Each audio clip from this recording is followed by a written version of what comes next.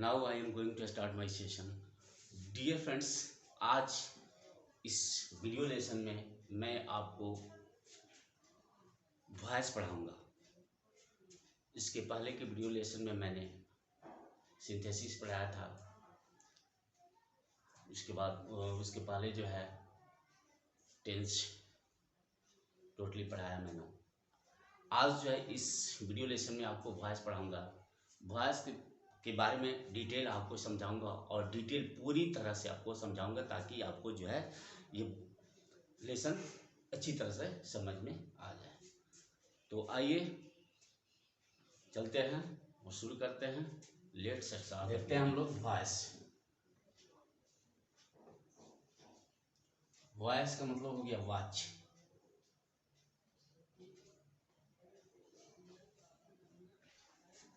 सबसे पहले हम लोग इसका डिफिनेशन देखेंगे friends.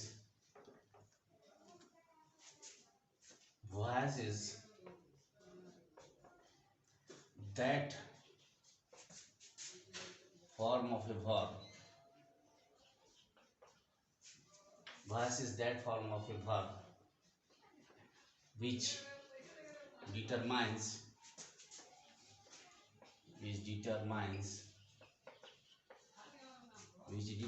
the value of a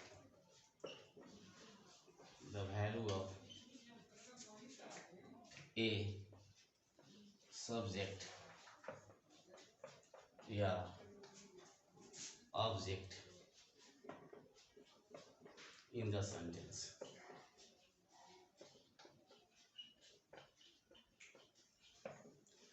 Voice is that form of a verb which determines the value of subject या object in the sentence. वाक्य में voice क्रिया का वर्ब है जो वाक्य में सब्जेक्ट और ऑब्जेक्ट के महत्व को निर्धारित करता है, यानी डिटरमाइंस करता है, महत्व को ही निर्धारित करता है।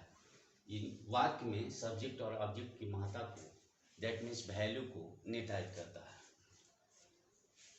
सब्जेक्ट और ऑब्जेक्ट की प्रधानता के आधार पर इसे दो भागों में बांटा गया है। पहला एक्टिव वॉइस और दूसरा पैसिव वॉइस।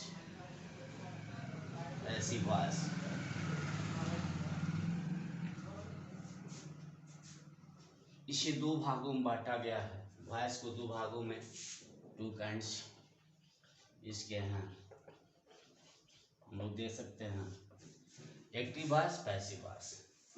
अब हम देखेंगे कि एक्टिव वॉइस किसे कहते हैं। Active voice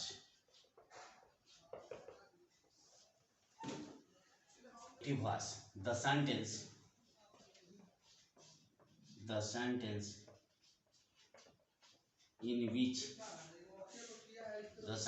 in which a verb comes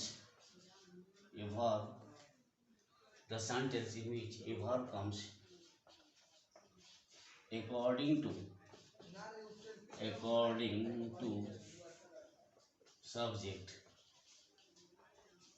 is called active voice. That means active voice the sentence in which a verb comes, वह वाक्य जिसमें क्रिया जो है comes according to subject, किसके अनुसार आता है, सब्जेक्ट के अनुसार आता है, तो हम लोग उसको एक्टिव वॉइस कहते हैं। यानी जिसमें सब्जेक्ट के अनुसार वर्ब का प्रयोग किया जाता है हम लोग एक्टिव वॉइस कहते हैं। एज एग्जांपल में देख सकते हैं, he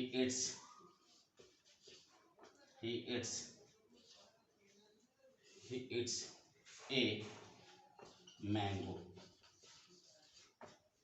active voice, he eats a mango, वह एक आम खाता है। थर्ड पर्सन सिंगुलर नंबर, इसलिए इसके साथ सिंगुलर वर्ब का प्रयोग किया है। सब्जेक्ट सिंगुलर है इसलिए सिंगुलर वर्ब का यहाँ पर प्रयोग किया गया है। he eats a mango, वह एक आम खाता है। The sentence in which a verb comes according to subject is called active voice।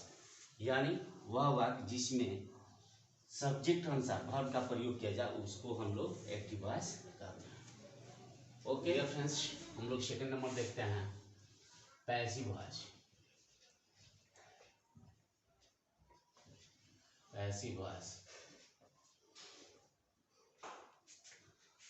Passive voice, इसमें the sentence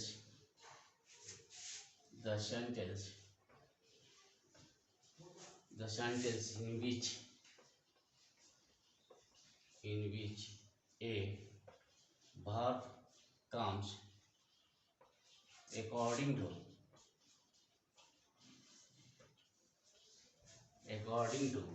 object is called passive voice.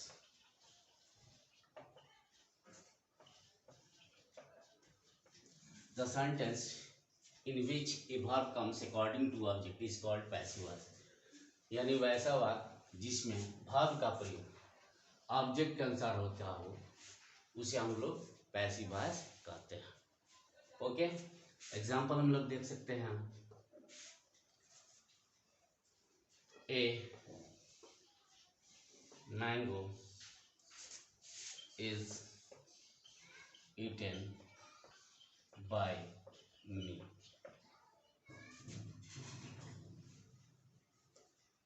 Him. A mango is eaten by him. एक आम उसके द्वारा खाया गया. ओके, तो इस तरह से जो है मैंगो के अनुसार हम लोग यहाँ पर वर्ब का हमने प्रयोग किया कर दिया. सिंगुलर सब्जेक्ट है इसलिए सिंगुलर वर्ब का प्रयोग किया. Mango is eaten by him, उसके द्वारा एक आम खाया गया है. उसके द्वारा एक आम खाया जाता है. ओके, एक और एग्जाम्पल हम ले सकते हैं. 10 toys are bought by me. 10 खिलौनों को मेरे द्वारा खरीदा जाता है. 10 toys are bought by me. 10 खिलौनों को मेरे द्वारा खरीदा जाता है.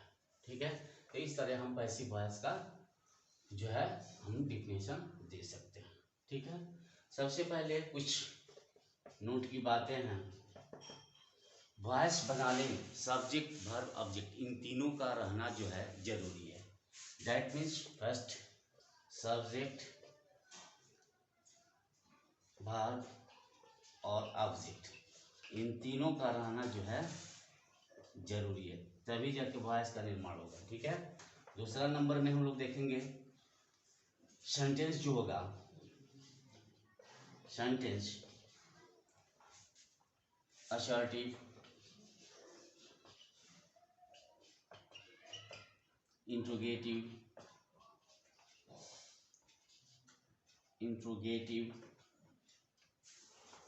सेंटेंस असर्टिव, इंट्रोगेटिव तथा इम्परेटिव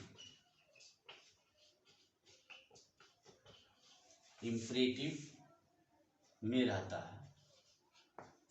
असर्टिव, इंट्रोगेटिव तथा इम्परेटिव में रहेगा तभी जाके उसका वॉइस चेंज होगा. सेंटेंस इन असर्टिव, इंट्रोगेटिव तथा इम्परेटिव में रहेगा तो उसका जो है लोग वॉइस चेंज करेंगे. ओके, यानी ऑप्टेटिव तथा एक्सक्लामेटरी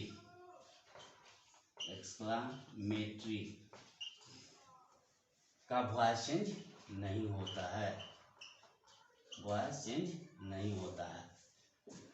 इसमें ऑप्टेटिव तथा एक्सक्लामेटरी का वॉइस चेंज नहीं करेंगे. सेंटेंस यानी असर्टिव में रहेगा, इंट्रोगेटिव में रहेगा, इम्परेटिव में रहेगा तो उसका वॉइस चेंज करेंगे. ऑप्टेटिव तथा एक्सक्लामेटरी में रहता है उसका वॉइस चेंज नहीं करेंगे.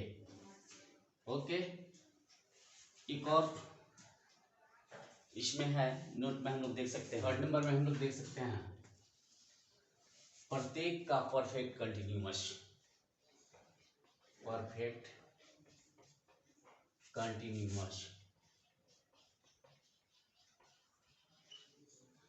टेंस. प्रत्येक टेंस का perfect continuous tense. That means प्रत्येक टेंस में परफेक्ट कंटिन्यूअस टेंस तथा फ्यूचर इम्परफेक्ट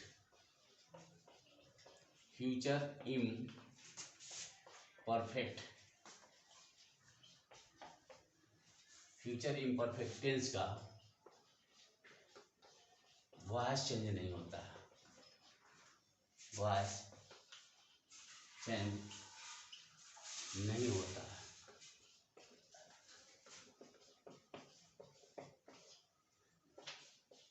इसमें परफेक्ट कंटिन्यूअस तथा फ्यूचर इम्परफेक्ट टेंस का वॉइस चेंज नहीं होता है।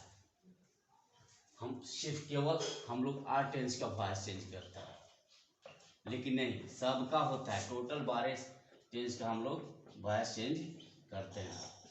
टोटली वॉइस चेंज होता है हम लोग का, टोटली 12 टेंस का जो है वॉइस चेंज होता है, लेकिन सिर्फ हम लोग आर टेंस ही पढ़ते हैं। टोटली 12 टेंसों का जो है हम लोग वॉइस चेंज करते हैं, लेकिन हम लोग सिर्फ जो है आर टेंस का, इसमें आर टेंस को पढ़ाया जाता है, या टेंस को हम लोग पढ़ते हैं। ओके, अब आती है कि हम लोग change of pronoun, change of pronoun, change of pronoun. इसमें हमने बताया कि प्रत्येक का परफेक्ट कंटिन्यूअस तथा फ्यूचर इम्परफेक्ट टेंस का वॉइस चेंज नहीं होता है, यानी टोटली आर टेंस का हम लोग वॉइस चेंज करते हैं। लेकिन एक और शर्त है इसमें, टोटली 12 टेंस का भी वॉइस चेंज होता है, लेकिन केवल आर टेंस को पढ़ाया जाता है या आर टेंस को बताया जाता है। इसमें 4 टेंस यानी परफेक्ट का परफेक्ट कंटिन्यूअस और एक फ्यूचर इम्परफेक्ट को छोड़ दिया जाता है। Okay, change of pronouns. अब हम लोग देखते हैं कि प्रोनाउन कैसे चेंज होता है। इसमें हम लोग जानते हैं कि वॉइस में नाउन चेंज नहीं होता, नेम जो होगा वह चेंज नहीं होगा, लेकिन जो प्रोनाउन होगा वह चेंज होगा। कैसे? तो हम लोग देखते हैं नॉमिनेटिव केस। नॉमिनेटिव केस इसको कहते हैं, इसको कहते हैं ऑब्जेक्टिव केस। इसमें होता है नॉमिनेटिव केस में आई का हम लोग कर देते हैं me, you, we, us, he, him, his, she, her, they, them. और नाउन जस्ट मीन्स राम, ये चेंज नहीं होगा, राम का राम ही होगा। ठीक है, तो इसमें नाउन चेंज, यह नाउन है, नाउन चेंज नहीं होता है। आई को मी में बदल देंगे, यू को यू में बदलेंगे, वी रहेगा तो अस करेंगे, ही रहेगा हिम करेंगे, शी का हर करेंगे, दे का देम करेंगे। ठीक है, तो इस तरह से इसे चेंज ऑफ प्रोनाउन में होता है, यानी नॉमिनेटिव केस और ऑब्जेक्टिव केस में इस तरह से हम लोग नॉमिनेटिव केस को ऑब्जेक्टिव केस में बदल देते हैं। ठीक है, तो आइए नेक्स्ट हम लोग अकॉर्डिंग टू टेंस के अनुसार चलते हैं।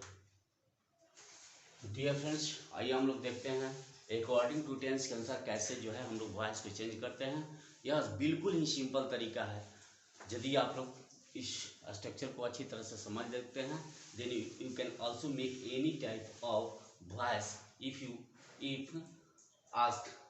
If that voice will ask in your examination, then you can also make it. आप इसे बना सकते हैं, कहीं दिक्कत नहीं आएगी। बस सिर्फ जो है इन स्ट्रक्चर को जो है अच्छी तरह से समझ लेना और याद कर लेना। ठीक है, तो आइए देखते हैं according to tense. According to tense, इसमें सबसे पहले हम लोग करते हैं प्रेजेंट टेंस।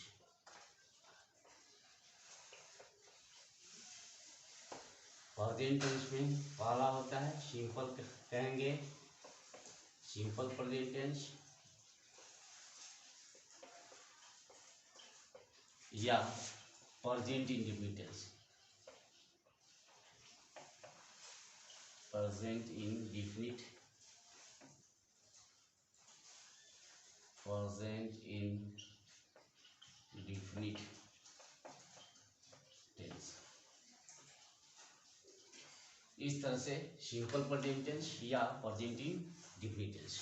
सबसे पहले हम लोग जानते हैं, इसके बारे में हमने टेंस में बताया था कि जिस हिंदी करिए करने में ता रहेगा, ती रहेगी, ते रहेंगे, तो हम लोग समझते हैं क्या कि प्रेजेंट टेंस की प्रेजेंट टेंस या सिंपल प्रेजेंट टेंस की क्रिया है, वाक्य है। और इसको हम लोग कैसे बनाते हैं, इसका स्ट्रक्चर हम लोग सबसे पहले अफर्मेटिव में देखते हैं।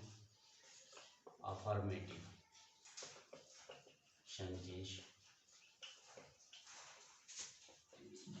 अफर्मेटिव सेंटेंस में हम लोग देखते हैं स्ट्रक्चर इसका सब्जेक्ट प्लस V1 या V5 plus object.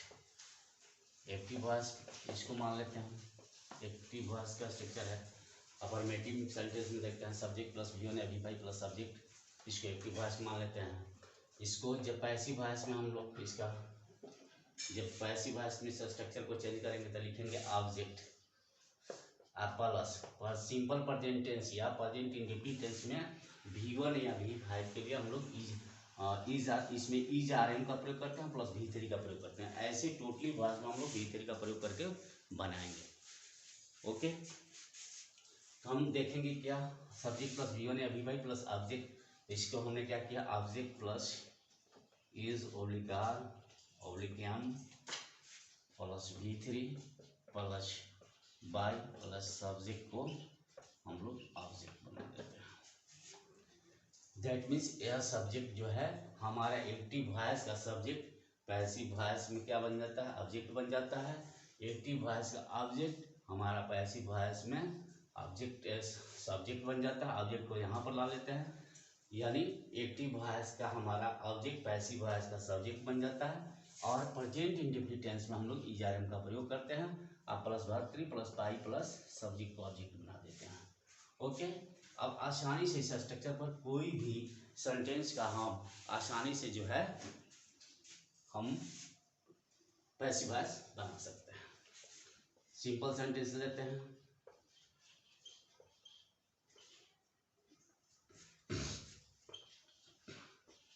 Ram it's a mango.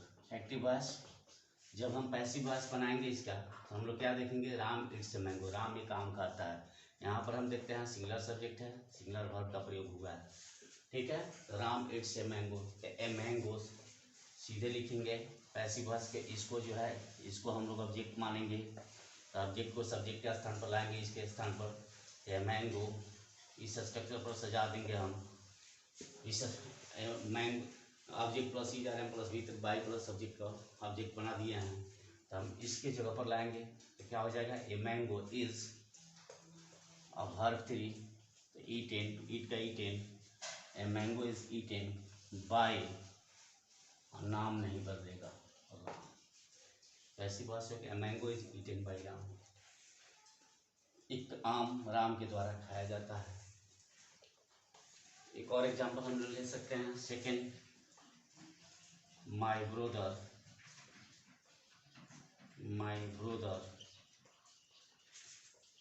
loves me। Active voice passive voice बनाएंगे, मेरा भाई मुझे प्रेम करता है, my brother loves me, मेरा भाई मुझे प्रेम करता है। पैसिव वॉइस में इसको जब बनाएंगे हम तो लिखेंगे I am loved by my brother।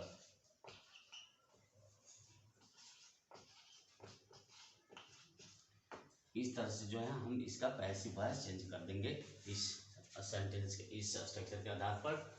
Affirmative sentence का स्ट्रक्चर का के आधार पर हम लोग आसानी से इसको बना सकते हैं, कहीं भी कोई दिक्कत नहीं आएगी। ठीक है, आइए देखते हैं हम लोग नेगेटिव सेंटेंस। सेकेंड एग्जांपल लेते हैं हम लोग negative sentence.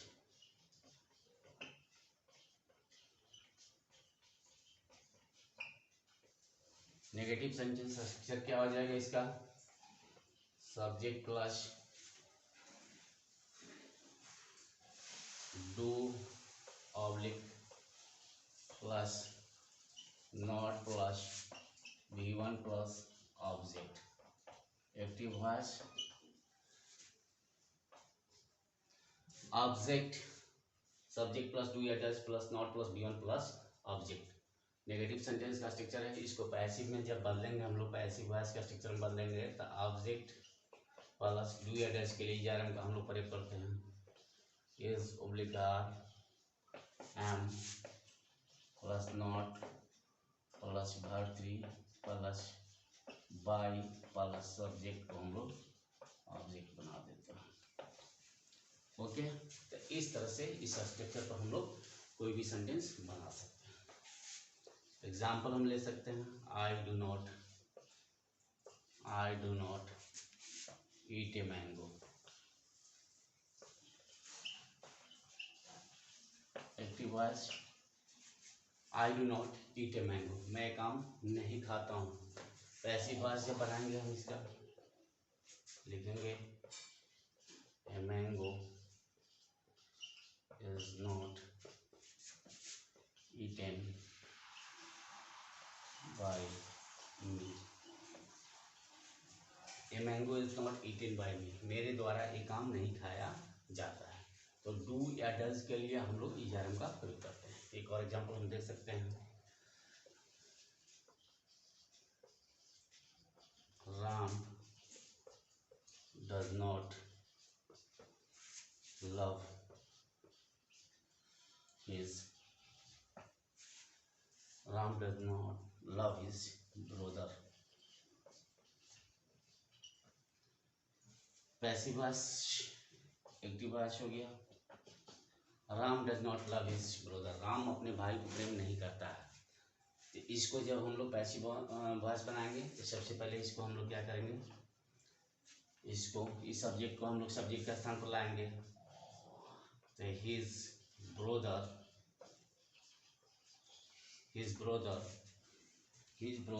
Is not loved by Ram. His brother is not loved by Ram, उसके भाई राम के द्वारा प्रेम नहीं किए जाते हैं। उसका Ram does not love his, Ram अपने भाई को प्रेम नहीं करता है, उसका राम के द्वारा उसके भाई को प्रेम नहीं किया जाता है। ठीक है, तो इस तरह से हम लोग इसका पैसिव वॉइस बना सकते हैं। अभी हमने देखा अफर्मेटिव नेगेटिव का, इसी तरह इंट्रोगेटिव अफर्मेटिव, इंट्रोगेटिव नेगेटिव और WH क्वेश्चन का भी हम लोग पैसिव वॉइस बना सकते हैं। ठीक है, तो नेक्स्ट अगले वीडियो में जो है फिर मैं इसको इन तीनों स्ट्रक्चर का जो है पैसिव वॉइस बना के आपके लिए डालूंगा। तब तक के लिए आप इसे समझें और आशा करता हूँ आपको इस छोटी सी वीडियो लेसन से काफ़ी मदद मिलेगी। तो यदि मदद मिले तो please like share and comment, और यदि इस नए चैनल पर आप नए हैं तो सब्सक्राइब करना नहीं भूलिएगा। Okay, have a nice day, good bye.